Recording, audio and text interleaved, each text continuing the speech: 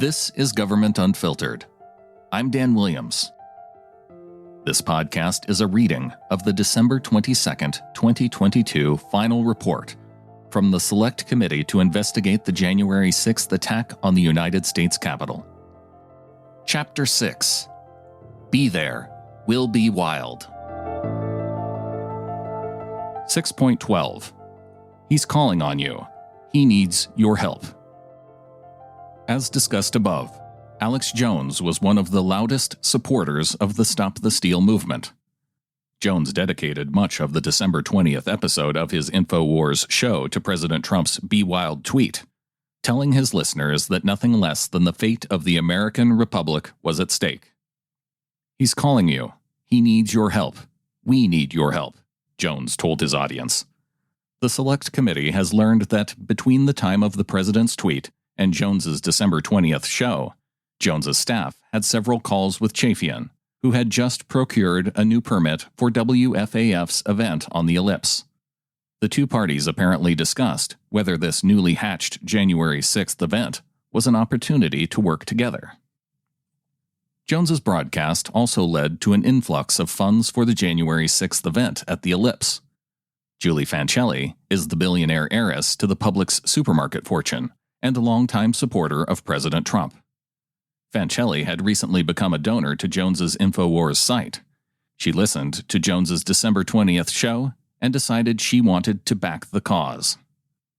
Inspired by Jones and the fervor that continued to surround the president's tweet, Fancelli called Carolyn Wren, a Republican fundraiser linked to the Trump campaign, the next day. According to Wren, Fancelli said that she wanted to see a lot of people there in D.C. So how much would that cost? Fancelli spoke with Jones's staff, and they recommended that she connect with Chaffian, who was organizing the Ellipse rally.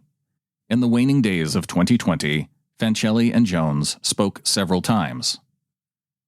Fancelli worked with Wren to create a multi-million-dollar budget to convene as many supporters of President Trump as possible. To ensure that Fancelli's dollars made maximum impact, Wren contacted some of the major players who were rallying supporters for January 6th. Wren emailed Kylie Kremer and exchanged texts with Jones and Chaffian. Fancelli's goal was clear. She wanted to spend $3 million to get as many people there as possible. The resulting budget allocated $500,000 to a busing program and a centralized ad campaign by the Tea Party Express to promote the event. Another $500,000 went to assisting WFAF and Jones in their organizational efforts. Carolyn Wren also connected with Ali Alexander. On December 29th, Wren told the Stop the Steal leader, "I can pay for the buses and have my team looking for available companies, so let me know what cities you need them in." Wren's offer came in response to a tweet from Alexander earlier that day. "Coalition of us working on 25 new charter buses to bring people for free to #Jan6, #StopTheSteal for President Trump. If you have money for more buses or have a company, let me know. We will list our buses sometime in the next 72 hours. Stand back and stand by."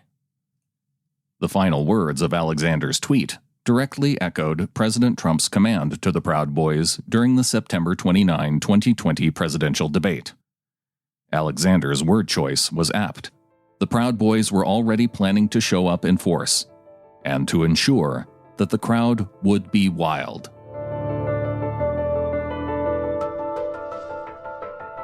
Episodes of Government Unfiltered are created based on the value for value model.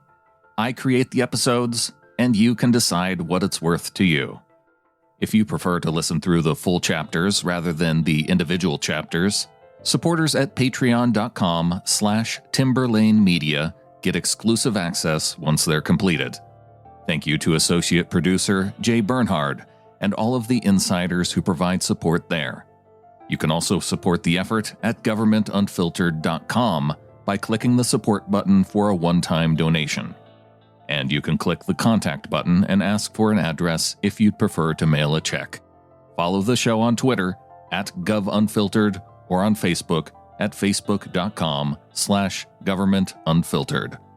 Thank you for listening.